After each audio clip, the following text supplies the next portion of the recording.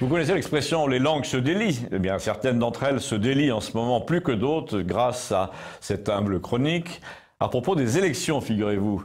Encore les élections, vous allez me dire, mais non, vous n'avez pas compris, il n'est pas question de Macron, de Le Pen cette fois, ni de la présidentielle, il est question de toutes les élections, parce qu'il s'agit en l'occurrence de l'événement lui-même, de son organisation, de son déroulement sur le terrain. On va donc employer, si vous voulez, le mot de scrutin pour être plus clair, et justement, hélas, pour illustrer le fait que tout n'est pas très clair. Je reçois depuis un mois ou deux des témoignages et des mises en garde sur les irrégularités observées lors d'anciens scrutins. En période électorale très indécise, en cas d'élection très disputée, une poignée de voix peut faire la différence et donc tous les moyens sont bons. Jusqu'ici, en tant que demi-corse, j'avais l'impression que c'était cantonné à des zones géographiques précises et limité à des accommodements avec l'état civil, mais pas du tout.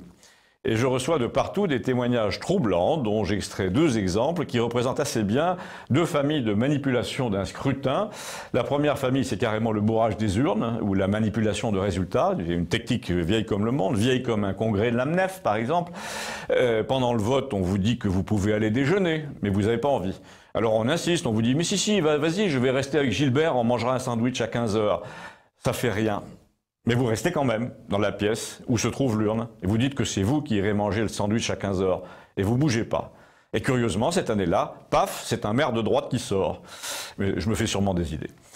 Ensuite, toujours dans le genre manipulation des résultats, il y a les témoignages de gens qui font état de la même histoire, donc deux fois de suite. La personne vous raconte qu'elle a voulu voter pour un petit parti pour une fois et qu'elle est absolument sûre de n'avoir rien fait qui entraîne la nullité du vote.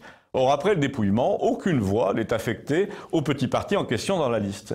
Bizarre, hein? À la rigueur, un seul témoignage, il pourrait s'agir d'une erreur isolée, mais deux personnes qui me disent la même chose, ça m'a paru douteux.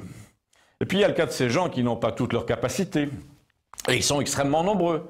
Ils sont même de plus en plus nombreux avec l'allongement de la durée de la vie, et là, rien n'est prévu. Ou plutôt, on a prévu de détourner leur vote en invitant les plus jeunes membres des familles à rendre visite à leurs parents à la maison de retraite pour s'assurer au dernier moment qu'ils vont voter comme il faut.